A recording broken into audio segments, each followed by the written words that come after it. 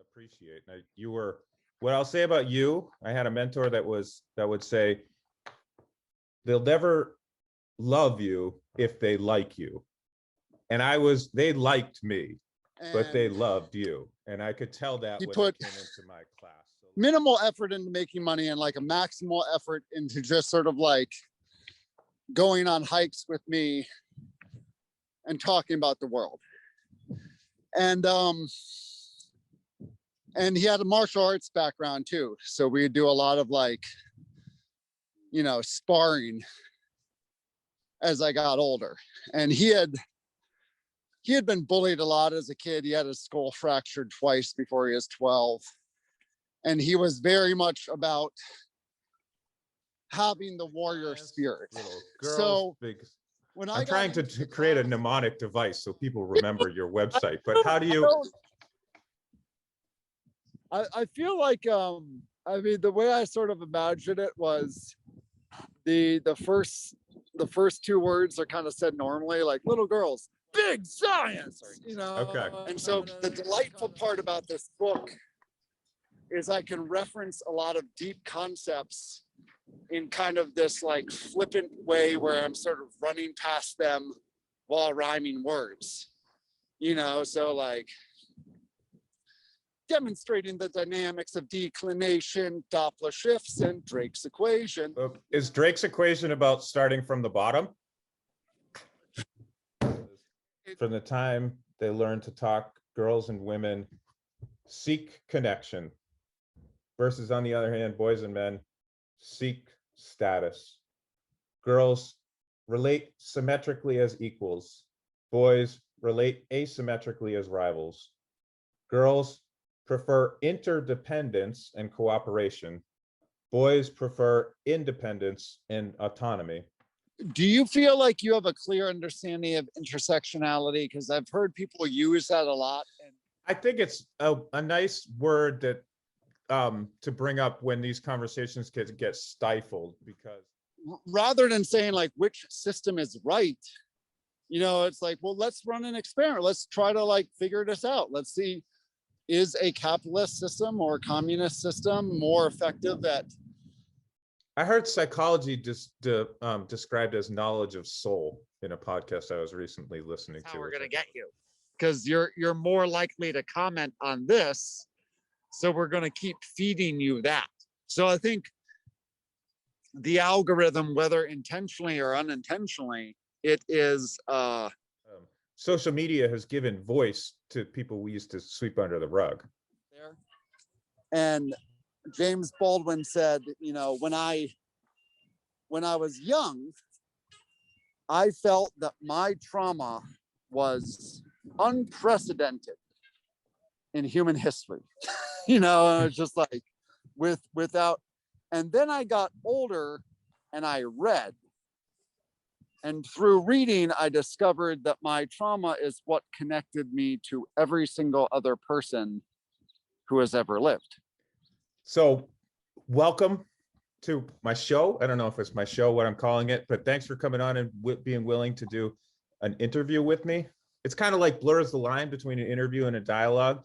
I feel like I owe it to an audience, if an audience ever watches this. I mean, I have like a total of 5 Facebook friends, but I notice you have over 1,500. But to introduce you, you were a teacher I taught with at City Arts and Tech School. We taught for 3 years together. City Arts and Tech was a small charter school that had kind of an arts focused in the Excelsior neighborhood in San Francisco. You taught kids, you taught science, I taught math, I taught seniors, you taught primarily 10th graders. So we didn't have a very strong working or like professional or personal relationship when we taught together. I think we were aware of who each other were. But what's interesting, I think, is now going back and reflecting on our experiences and having a conversation, like I think we both had similar, probably have similar reflections on our experience there. These conversations are a little bit about being reflective, communication, examining power dynamics and things like that. And they're also an opportunity to just like create something that that community might appreciate. Now, you were, what I'll say about you, I had a mentor that would say, they'll never love you if they like you. And they liked me, but they loved you. And I could tell that when they came into my class. So like, I think they'll only love you if you not only get to know them, but you have to elevate them to a very high level, which is a lot of work. So can you talk about how you were that, I mean, you don't have to talk about why kids loved you, but how were you able to have high expectations and lots of safety nets as a teacher? Yeah, wow. That really jumps into the meat of it. I like the way you put that. And gosh, there's like levels of that question. I'm wondering how deep to go. I think where I would start is the way I was taught, like my education growing up is what I tried to give to my students as much as possible. And I had a very unusual education that was primarily from my father. And my father was this kind of like wandering hippie warrior who was from the Bronx of New York City and had like wandered the world and had all these adventures and was at the forefront of racial justice movement. He was, he went down to Selma, Alabama with King. He was at the forefront of like the psychedelic movement. It's named after Timothy Leary, who is a close friend of my dad's. Environmental movement. He like helped organize the first Earth Day. And when I was born, he really sort of he had never cared about money much. And he didn't really start caring about money when he had a family. And he put minimal effort into making money and like a maximal effort into just sort of like going on hikes with me and talking about the world. And he had a martial arts background too. So we would do a lot of like, sparring as I got older. And he had been bullied a lot as a kid. He had his skull fractured twice before he was 12. And he was very much about having the warrior spirit. So when I got into the classroom, I sort of viewed it as an intellectual dojo. And I tried to say to my students, this is, while we're here in this room, I am running things. And that's not because I think I'm any better than you or anything, not in the cosmic sense, but just for the classroom to function as well as it can, I need to create rules and policies, and you all need to try to follow them. And one of them is you will put in some effort every day. And if you don't, I will make you come in and put in some effort. And that mentality meant that a lot of students didn't like me at first because I was, holding them accountable in a way that for many of them felt, like a challenge or like a inhibition on their freedom. But I was very, very, very deliberate about, at the beginning and throughout that process, messaging my why, and saying, we need to do this so that we're not wasting your time every day. We need to do this so that I can do my very best to give you a fighting chance in this world, because this world is messed up, it's problematic. There's a lot of really big problems, and some of the biggest are growing. And so if you want to be able to protect yourself and the people you care about, you got to become strong. And in our society, the single best way to do that is through education. You know, money can help, physical fitness can help, you know, like social connections can help, like all these things are very important too. But like the single most critical thing, you know, particularly for students in high needs area, is to have the best education possible. And public school is not all of your education at all, but it's the part that I'm part of right now, and it is a big part, and we're going to make sure it's a useful part, at least in my classroom. And so, you know, a lot of students would just be like, oh gosh, I don't need any more philosophy from you. Like, your homework's really easy. Fine, I'll do it. And like, I'll take notes. It's just like, I don't need to. But I was always willing to get like really deep with them about why that was there. And, you know, if a kid really pushed back, I would like gradually make the buy-in easier and easier without making it seem like I was giving any ground. So at a certain point, so I feel like that was, you know, it's interesting how you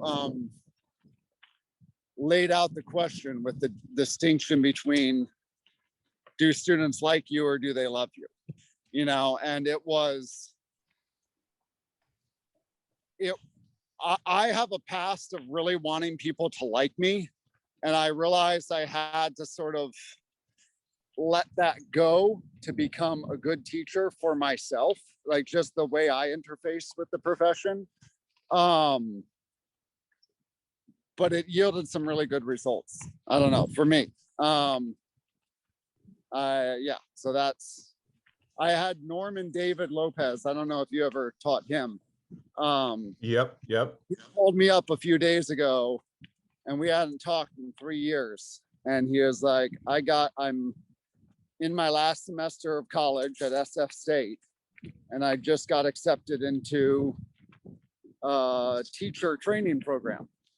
And so he's going to become an educator and wants to teach chemistry. And, you know, he's just saying like, hey, you're the biggest part of the reason I'm doing this. And I really wanted to say thank you. And we had this like really wonderful, emotional conversation. And, you know, I was very close to David, but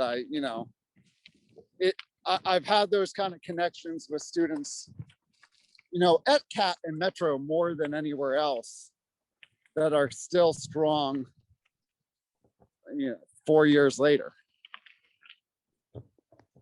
Yeah. Well, that's deep. I appreciate that. And I apologize because I did jump to the meat real quick. And I do want to, it made me think a lot about, I also have wanted to be liked a lot. And I spend time thinking about like, not necessarily what our former students need from us now, because they're adults, but like, what do their kids need from us? And I still think that, you know, there's systemic change that we could be helping address that will lead to good things for the kids of our former students. Like, I think what you're going for with the book that you wrote. Oh, by the way, I also think this whole, like, we could be a community, even though we're not like on Facebook or Discord, but I set up a little page that you called tiny.cc/catheads that I feel like if any students want to participate in the conversation, they can go to. But you have a website called, what is it? www.littlegirlsbigscience. Okay. Tell me, you know, there's like, before I go there, one thing You know how they say, like, you could say, I love you, and it depends which word you pronounce. I love you. I love you. I love you. With Little Girls Big Science, is it Little Girls Big Science? Little Girls Big. I'm trying to create a mnemonic device so people remember your website, but how do you? I feel like I mean, the way I sort of imagined it was the first two words are kind of said normally, like little girls, big science, you know, Okay. and then it's just kind of, yeah, you know. All right, that's how I'll, Little Girls Big Science. There we go. I like it. Yeah. I like that you're using your platform to speak up for, you know, people who aren't always represented in our stories, in our children's stories, right? So tell me about Little Girls Big Science.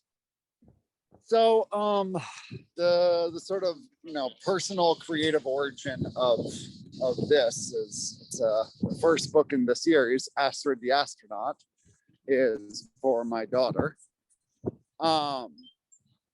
And you know, so to make a long story that played out over a couple of years kind of short, my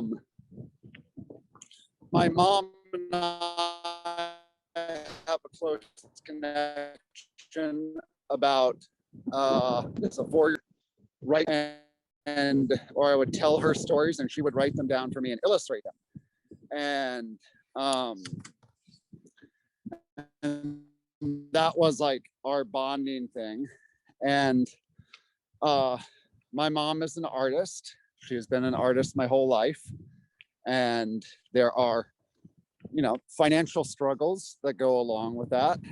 And so as a, you know, working professional with, you know, arguably middle class, I don't know if that means anything these days, but like I have a salary and have had a salary since I was 22. I'm often a patron of my mom's work.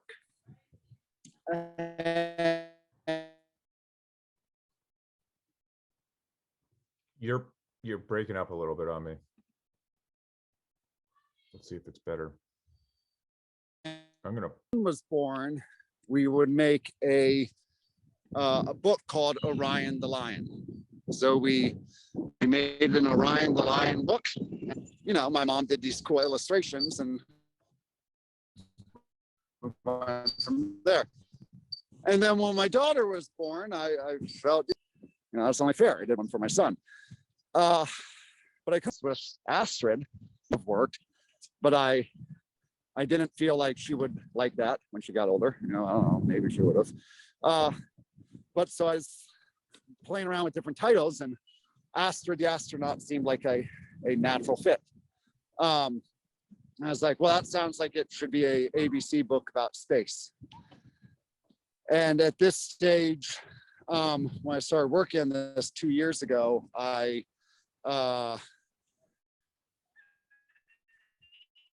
would frequently teach all day and then drive into the city and do legal work in the late afternoon.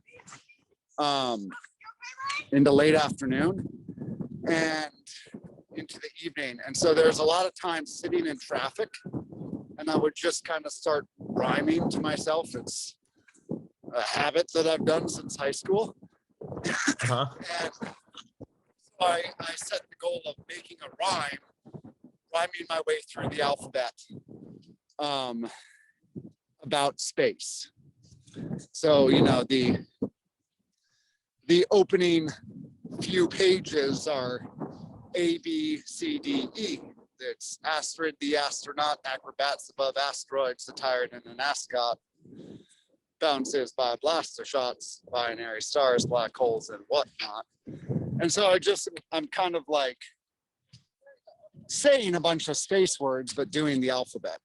And I really enjoyed the process. And then I found an artist that had a kind of cool style that seemed to bring it to life. And I really enjoyed the process of working with him.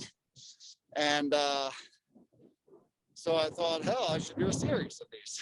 You know, I should I love science, and I can, share science through rhymes and artwork and make it really, a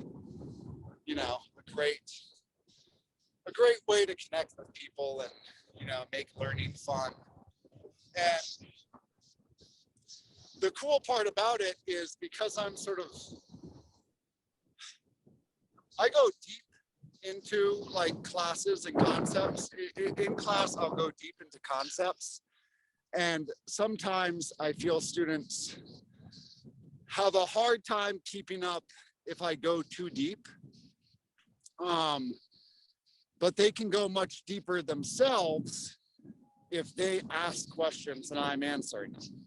And so the delightful part about this book is I can reference a lot of deep concepts in kind of this like flippant way where I'm sort of running past them while rhyming words, so like demonstrating the dynamics of declination, Doppler shifts, and Drake's equation. You could take declination, Doppler shifts, and Drake's equation and have like a full chapter about any one of those concepts and college level textbook easily. Is Drake's equation about starting from the bottom? It is I had to throw it in there. beautiful. That's now we're here. Yeah, so Drake's equation actually starts with now we're here. And it recognizes that we're starting from the bottom of like what we know, and it's asking the question, is there intelligent life elsewhere in the universe? And so it's like 7 variables that that are all unknowns, and it's just the product of seven different variables, where it's the percentage of stars in our galaxy that have planets around them in the habitable zone. And so that's a huge unknown. We don't know how many stars, what percentage of stars have planets. We don't know how big the habitable zone is. We don't know, And then you multiply that by the number of planets where life actually occurs. And we don't know that either. That, the number of places where life occurs where it gets beyond the single cell stage, and so it's just like all these unknowns, but it's a thought experiment to try to get an assessment for how many advanced civilizations might exist in the universe. So that's a really big idea. And, I just have little kid like sketching it out on a chalkboard while other kids, are watching it. So a kid might pass that and not think even twice about it, just kind of a fun nursery rhyme. Or they might be like, Mom, what's Drake's equation? And most parents won't know all of these terms off the top of their head. I wrote it and I had to look some of these up.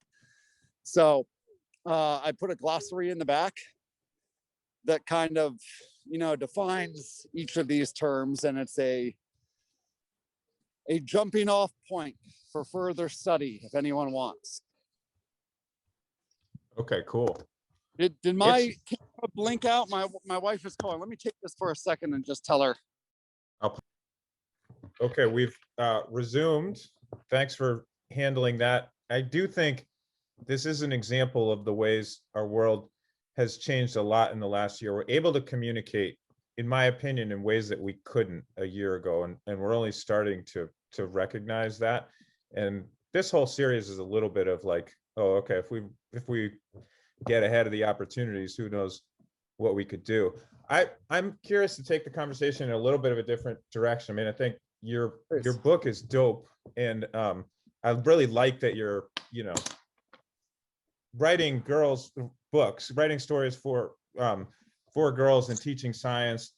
I think the opportunity that we may have as white men is to take these conversations in a direction where we're not always the expert, or people that look like us are not always things that we're not always comfortable talking about, which to me is power dynamics and communication. And I think it's related. I was just reading this book this morning, and it talks about communication patterns between culture and gender.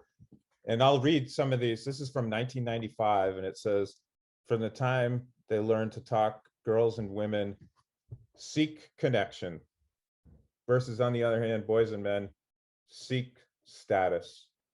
Girls relate symmetrically as equals. Boys relate asymmetrically as rivals. Girls prefer interdependence and cooperation. Boys prefer independence and autonomy. Girls decide by consensus. Boys decide by force, persuasion, or majority rule. I could go on, but I think the idea that I'm trying to get at is, this was written in 1995 when we had that women are from Venus, men are from Mars thing. And I sort of think where we're at now is like, we thought all those things were biological, perhaps. And I'm now at the point where I'm like, oh, this is men were in power, right? Like you learn different communication patterns if you're in power. And all the things I just read about the way the book says girls communicate, I think are more communal ways of communicating. Would you agree with that? Yeah, I mean, of course there are some biological differences, but I generally believe we're a lot more alike than we are different. So I won't say that that passage you read is like completely BS, but it is partially BS in my opinion. Because you don't think boys and girls, men and women, you don't see the divide as that predictable. Definitely not that predictable. I mean, predictable. Yeah, like, I mean, I can guess that a boy is more likely to play football than a girl, you know, in our given society, like, for sure. But yeah, that is, it's not entirely predictable. And so Yeah. that's the you know, if something's not entirely predictable, then you're silly to think it's very predictable at all, you know, or just to make those sort of like authoritarian, not authoritative statements, you know, like, yes, men and women might tend to think differently, but not at all times, and not at, you know, and not, and if you put them in different situations, they might not at all, you know. I mean, yeah, which is true with most divisions that we bring up, you know, like how is this world experienced as black, white, gay, straight, male, woman, you know. It's like, well, yeah, of course there are differences, but the interesting, you know, the part that's always interested me more has been the amount of commonalities. And so, yeah, I guess, I don't know, you want me to go deeper into that? Well, I would, yeah. I feel like it's true. Stereotypes are dangerous, right? And like there's one where like, there's a scene in White Men Can't Jump, I remember, where Rosie Perez is like, when I said I was thirsty, I didn't want you to get me a glass of water. I wanted you to empathize with my thirst. And Woody Harrelson's like, you said I was thirsty. I got you a glass of water. And I feel like I can relate to that. But I also feel like in relationships I've been in the past, like I'm also the one who just wants to speak about my problems without somebody trying to solve them. Whereas that's like the reversed gender thing there. But yeah, exactly. I feel a similar thing in my relationship, actually. I don't mean to cut you off. no, but to me, the interesting thing is this idea of intersectionality. Like, I guess that's Kimberly Crenshaw's term when we talk about power dynamics. But it's also kind of like, if you have a culture of power, then communication oftentimes works in their disinterest. do you feel like you have a clear understanding of intersectionality? Because I've heard people use that a lot, and I don't feel like I have a good working grasp of the concept beyond the commonalities that, like the fact that there are different lenses by which we look at something. So, you know, person X might have advantages by being tall, but they might have disadvantages because they're Black in a society that has racist institutions. What is intersectionality as you understand it? I think it's a nice word that to bring up when these conversations get stifled, because there is a lot of nuance and a lot of complexities to it. Intersectionality is like a lot of things intersect: race, gender, sexuality, clothes. Clothes are a big one, right? Like, you know, like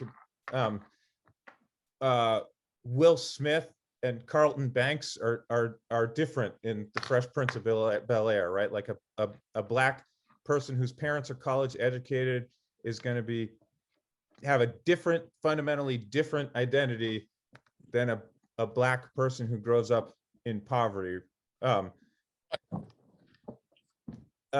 I think that the idea of intersectionality is just that it's not like race is everywhere. Like people want to check out of the conversation about talking about race by being like, oh, like using terms where with intersectionality, you can be like, yes, race is everywhere, but it's only one part of the bigger picture, I think. Sure. Okay. Okay. So, cool. So Yeah. the whole thing, like, I guess I'm interested in these conversations just about like, because when Regina and I talked, she talked about how there's different social norms in Bayview, Hunters Point, Mission than there are, you know, she's somebody that can move between worlds. I think she's an actress. She can project different energy in different environments. And I think you and I are also people that can move between worlds. I now teach in a suburb, but I spent much of my career teaching in. Yeah, where are you teaching now? Pleasanton. Oh, cool. Okay, nice. And I want to talk about this, like, you know, there are different social rules when you are in cultures that have a lot of like communities that have a lot of privilege, I guess, versus ones that, and I guess privilege is not even a fair word, because I think it's like people think it means one type of thing and there's all different lenses to look at it. But where are you at these days, by the way? I live in Vallejo. I teach in Richmond. We are going to Benicia Park, Orion. Yeah, so I live in a portion of Vallejo, which is in Vallejo, you know, which is a city with a lot of challenges. But the Valley Joe, right? Yeah, Valley Joe. And but it's interesting. The zip code I'm in right now is, I read a New York Times article about my zip code saying it was the first or second most diverse zip code in the country. Where by the metric of, if you pick two people at random, you have the highest likelihood here that they will be different ethnicities. And just because this zip code is almost like perfectly quartered between, you know, white rural elements, Black urban elements, Latino community, and a large Filipino community. And because it's almost like a perfect, you know, it's very blended. And yeah, the neighborhood I'm at is kind of it's on the other side of a beautiful wetlands national park, or not national, but like a park, a big wetlands park. And then there's Benicia, which is real affluent and nice, and, you know, nice. Like, you know, it's Nice. Yeah. contrast, you know. Yeah. Yeah. Well, So yeah, that's where I live, and my wife is a public defender here, and then I work in San Pablo, Richmond, at the, you know, at the big middle school there that serves the big high school there. so that's interesting because I'd like to hear more about Vallejo, specifically because I think it's one of the few places where you have working class communities, working class white communities living along with working class Black and brown communities. And I think that distinguishes it from the norm. But like in this book, this guy, this is 1995, and he talks about a distinction between low context and high context cultures. Okay, so the low context commercial cultures are very literal. Everything is defined, everything is articulated, everything is analyzed in, it's probably a little bit like Seinfeld, an episode of Seinfeld, but he says the countries are United States, Canada, Europe, Israel, Australia.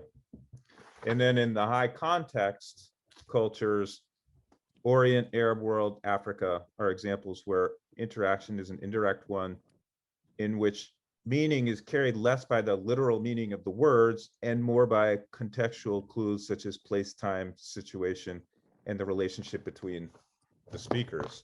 And to me, I don't hear Africa and Israel as much as like Mission versus Marina type thing. Like when I hear those two different cultures of communication, am I placing, like, as somebody that's kind of like been around in a lot of different cultures, do you feel like there's a dichotomy there? Yeah, I mean, sort of. I feel like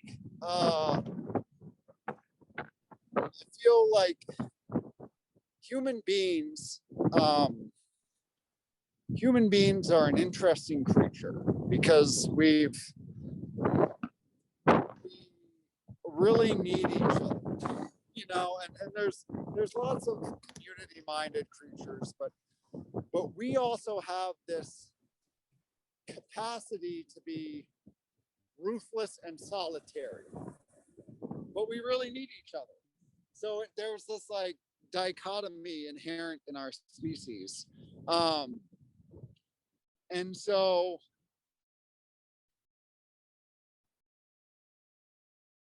I think for most of human history and in most of the areas that human beings exist,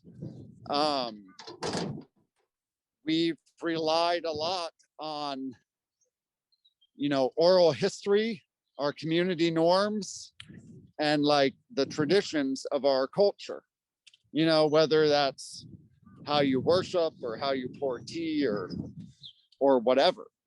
And that, you know, a lot of that is unspoken, but you know how to do that to go through your area. And so this has always been an important survival tool for most human beings in most places most of the time, to like, you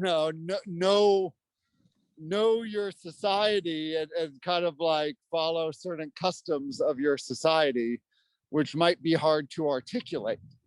And so that can go in anywhere, even today. You know, if I walk into a community basketball court in Hunters Point and try to like join in a pickup game, I might be able to do it if I act a certain way, even though I initially seem different than other people.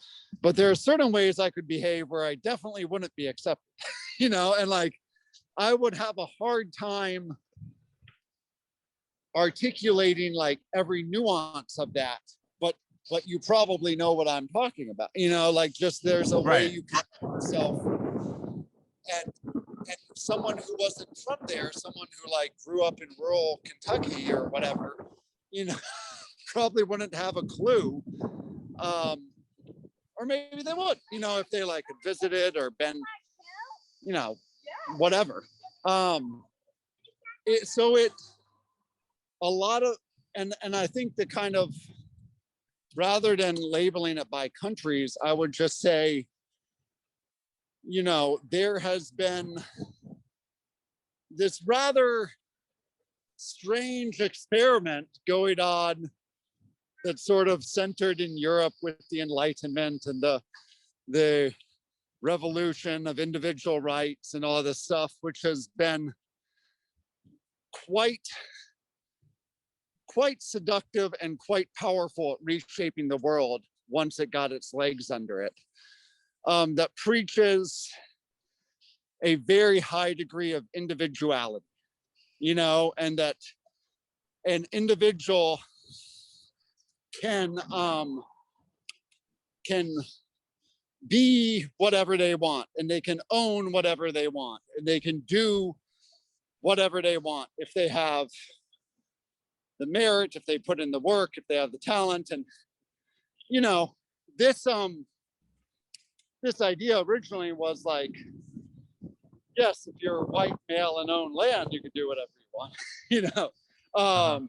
And gradually it's been broadened, but the idea is still powerful, you know, like the idea is still, now we expand that idea to include all adults in theory, but it's still a strange idea compared to, you know, the majority of human history when we've been much more dependent on community.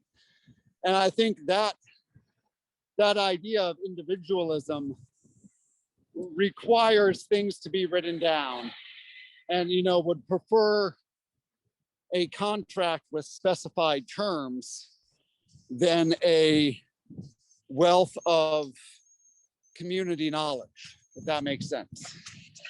Totally. And I think this is where you get, it's a spectrum, right? The spectrum, government is about liberty, a trade-off of liberty versus security, or Western values and Eastern values are individual versus collectivism. And I think you could get into capitalism versus socialism, but like, many, you know, people are stuck, like, in my opinion, people are stuck arguing which one is right. And what we really should be arguing is, where do we set that meter? And it, you know. Yeah, I am a big believer in the results matter. And so, right, I mean, there's this huge debate right now about, you know, is China really effed up? You know, so should we be scared of China? They're like, they're judging their citizens, and they have like social metrics and like censorship, and then, you know, I think a lot of people in China are rightly looking at the US and be like, no, you guys are messed up. And I would encourage people everywhere to say, hey, you know, we're facing these global challenges.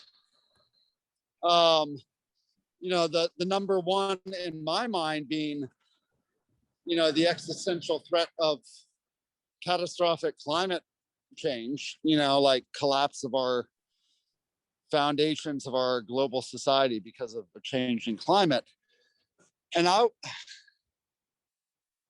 rather than saying like which system is right, you know, it's like, well, let's run an experiment. Let's try to like figure this out. Let's see, is a capitalist system or a communist system more effective at addressing this problem while still taking care of people's needs? And let's take the normative judgment out of that, because it's really hard.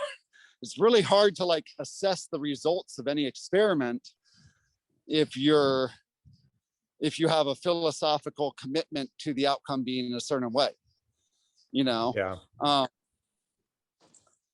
So yeah, I mean, I think, I sort of think that, I didn't mean to cut you off. No. It makes me, yeah, like, prior to that experiment, kind of like, let's lay our biases on the table. I want the experiment to go this way. I have confirmation bias. I'm going to only see what I want to see, or something like that. Like, I do think it is an interesting time to think about psychology, and so, psychology is a science, but I think sometimes people mean science to be like psychology is a soft science or something like that. But like, I heard psychology described as knowledge of soul in a podcast I was recently listening to, which I thought was kind of a cool thing. But to me, a lot of the issues, the social issues, we could understand better if we introduce a little more psychology into them sometimes.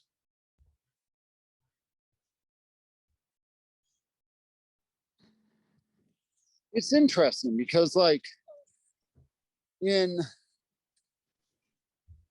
I was thinking earlier in the conversation, like, I want to say like, oh, typologies are so silly. Like these countries are, oh, you there? These countries are,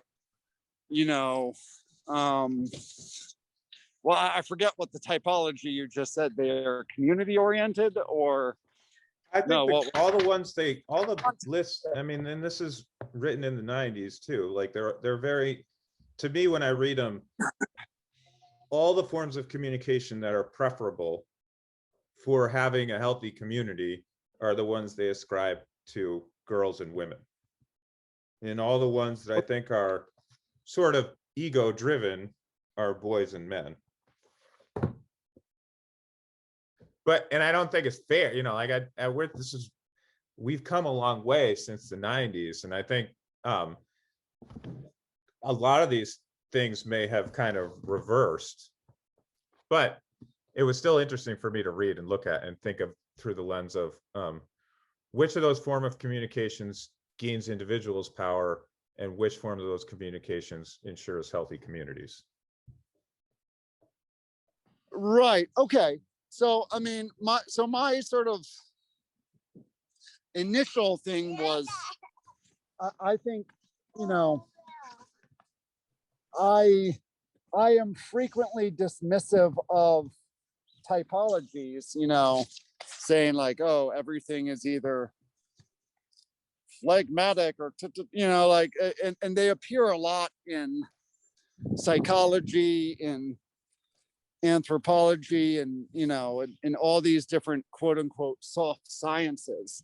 And I think part of the reason academia yearns for that is because we see how well these specifications do work in something like physics, and like, oh, well, we have a nice like equation that actually provides real predictability.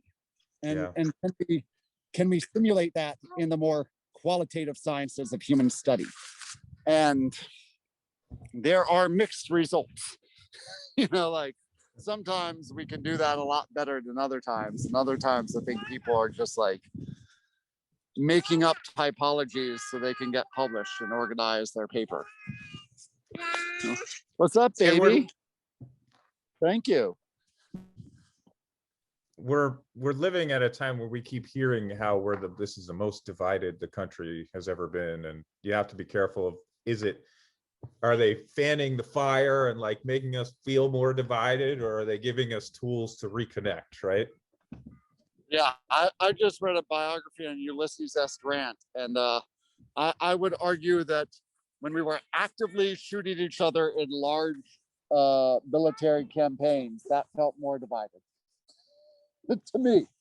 There's never been a time in the history of our country where people were like, we're so united right now. We are united. Well, there's probably been times when like people in power would say that, but yeah. But but all the things that we're dealing with now, in my opinion, Chris and I talked about this a little bit, is social media has given voice to people we used to sweep under the rug. And also social media is actively, it's like my good friend who, I miss, who posts an image of working out with his wife or climbing, that might be on my news feed, But the like jackass guy I don't even remember from high school, who's like posting shit about how he thinks Biden's seat out, like that gets put on the top of my news feed because they've just seen that like I will react to those sometimes and call like call people out that I know and be like, you're an idiot and here's the evidence. You know, and so the Facebook algorithm's like, that's how we're gonna get you. Because you're more likely to comment on this. So we're gonna keep feeding you that. So I think the algorithm, whether intentionally or unintentionally, it is it's fanning, you know, clearly intentionally on some level, you know, And but it's and spinning though like waves of discontent. And at the same time, back in the day, and I'm sorry to go on a little bit here, but I think this is really important. Back in the day, we would interact with people as more full people. So like I had this good friend growing up named Seth, who was like he was a very intense conservative guy, you know, and he and I disagreed very fundamentally and in depth in our political things. But we also had a lot of shared experiences growing up and like trying to win a sports game as kids in middle school, rooting for our school team, or, you know, building a septic tank, or, you know, like just these experiences where it was like, yeah, politics doesn't really matter for this. And so I love the guy, even though I hated his politics. But you're much less likely to see those complete human connections on social media currently. I mean, there's a woman I know who I've met her in person, and she's like a caring, loving mom and really like smart, and has like helped me make hey, let me put on some shoes for you really quickly, okay? You'll feel better. And she's a really loving mom and like good a good scientist, and like I've seen her help me make arguments and like a really clear thinker. And then you see her Facebook page and it's like 95% vaccines are going to kill us all, and you need to, you know, so she looks like a freaking maniac on social media. And whereas in a more complete picture of the human person, it's like this is a pretty good, normal, chill person that you could easily get along with, who doesn't like vaccines. That's a little weird, you know, but like what people decide for whatever reason to use the social media soapbox, it distorts the image of who they are. And so I think we feel a lot more divided than we are, because most people agree on most things. You know, so I mean 43% of the electorate voted for Trump or something. Like that's crazy to me. I'm like, did you miss the last 4 years of like this other shit show? But if I was with most of those people and we were like, oh, we were driving somewhere and our car got a flat tire, we would presumably both go about changing the tire in the same way, you know, and like, and that sort of experience of like, oh, I'm going to build a deck, or like, I'm going to, you know, set up a fire safety plan for my community, you know, like these things, we don't need to have, like, we don't need to bring the big picture debates about abortion or immigration or whatever into every single thing we do. You know, a lot of things are just like, hey, let's make a good burrito. You know, I mean, you don't need to, I guess. yeah, and I think that's, yeah, I mean, I think that's a big blind spot that we have sometimes, is we want to know where somebody stands on this issue so we can decide if we should like them or not. It's, social media has dehumanized people in some type of way, and I think it's done it. A lot of it is because it's text driven, like, Right. and like I said this to Crest too, that I think it's we probably used to be able to, or maybe we'd like glorify this past when like we could argue and I could be like, yeah, that's right. But, and you know, like there's like, I don't feel like there's like, it'll be more like, you're wrong and here's why. Like, I feel like we need to retrain ourselves to have conflict and disagreement and to structure those into conversations to get back on the right foot. Yeah, and to let someone make a mistake and maybe learn from that, you know, rather than I don't know. I just feel like people are, you know, they're more likely to, I don't know, right? I'm not sure how. Yeah, it's a hard thing to encapsulate fully. I think that, you know, if we encourage people to think think of each other as all just trying to figure it out, you know, and how can we help each other to figure out pieces of it and get a little bit further in our own understanding and our collective understanding, that would probably be good. And I think that on levels. I think there is an opportunity to, like in the ways that new ways we have to communicate. And I think we do have to recognize that there are barriers. There are barriers that have been built that have prevented people from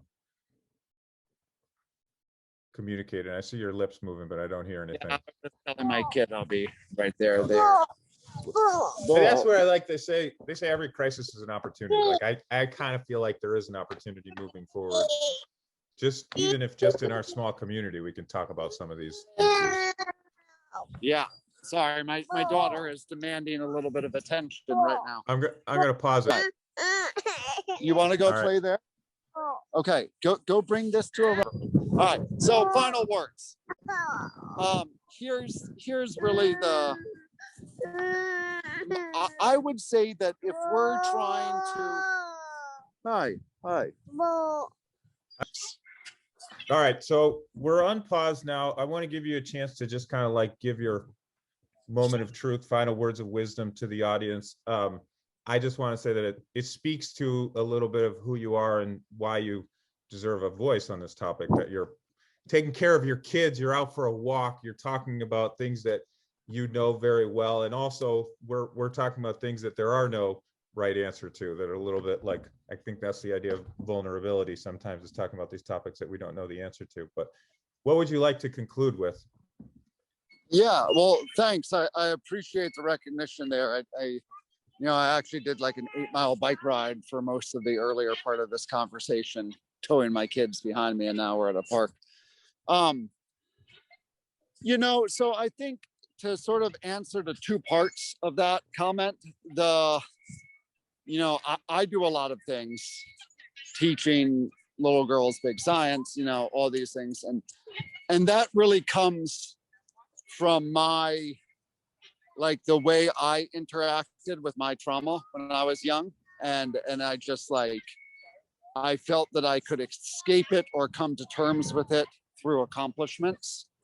And I've been reflecting a lot recently about how that can run away from me, or that can carry me away, and I'm constantly doing stuff.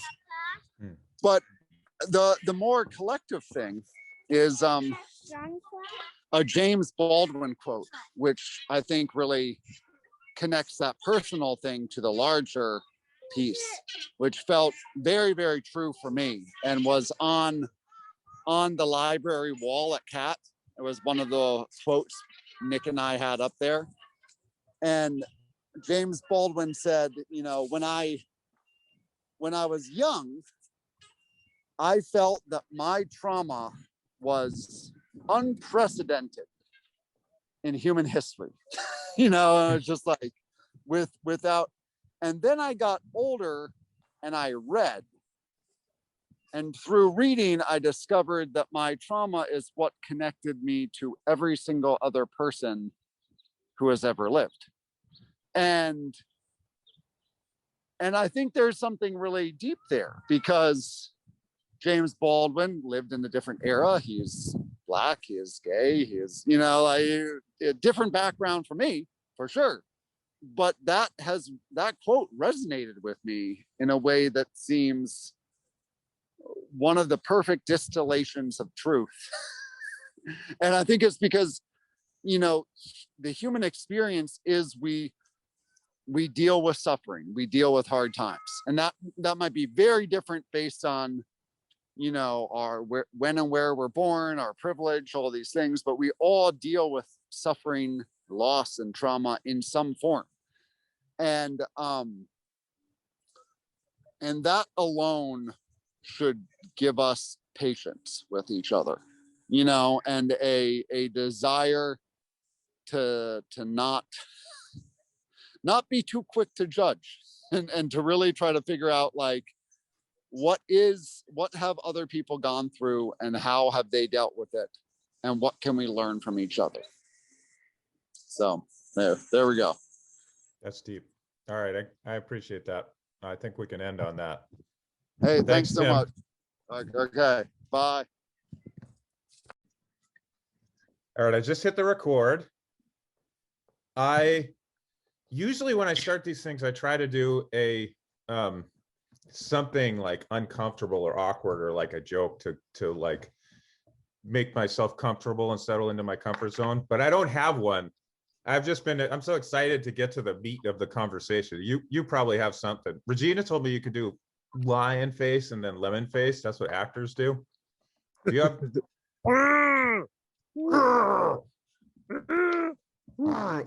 Okay. All right. That's good. Then and that can go at the end.